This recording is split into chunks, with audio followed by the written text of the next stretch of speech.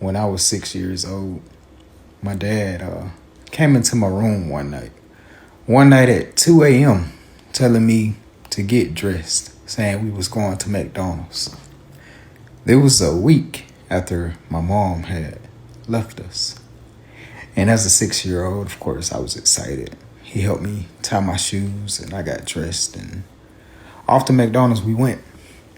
And I got a Happy Meal, and it was one of the happiest times of my life.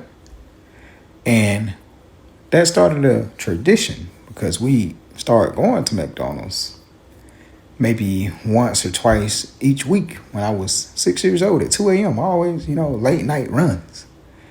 And he'd just sit there quietly, sometimes talk to me, sometimes on the phone, talking to someone, speaking softly. And usually we go to one other place, or I'd just wake up and I'd be back at home in my bed. And I talked about that a long time as I grew up because we'd go, but eventually the trip stopped. And I remember in high school, other kids would complain about how strict their parents were. And I, said a story about, how my dad used to basically wake me up at 2 a.m. and take me to McDonald's, He wasn't strict at all. And in college, that became my go-to story whenever I talked about my dad. And I always remembered it as just a fun time, especially after, mom left us.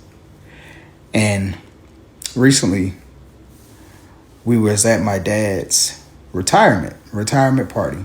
He had spent 35 years working at the factory. And at his retirement party, I stood up to make a toast to the man that took me to McDonald's at 2 a.m., to the man that taught me that breaking the rules sometimes is exactly what you need. And everybody laughed and clapped. And I looked at my dad, and he looked heartbroken.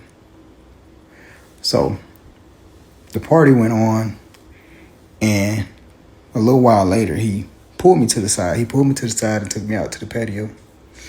And he said, I got to tell you the truth about those 2 a.m. runs. Yeah, we went to the McDonald's, but those were also hospital runs to see your mother. And I said, you told me mom left us.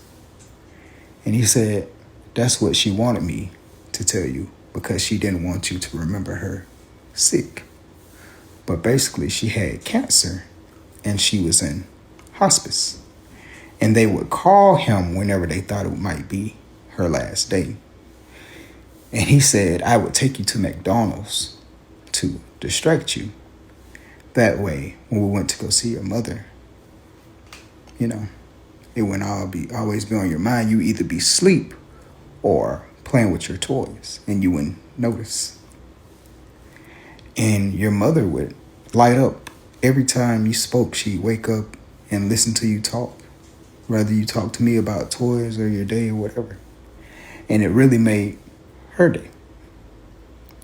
He said she didn't want me to remember her as sick. So he told me she was.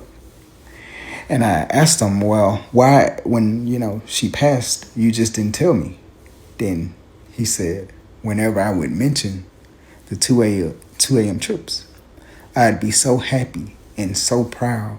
And he didn't want to ruin that memory or ruin that moment for me. But now that I'm older, he's, basically telling me I would more understand.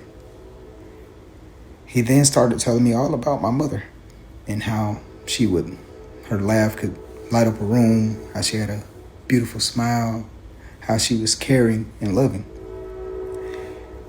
And all that made me realize that my dad was holding the weight of 2 parents. That way he could protect me as a kid. And I appreciate him for that.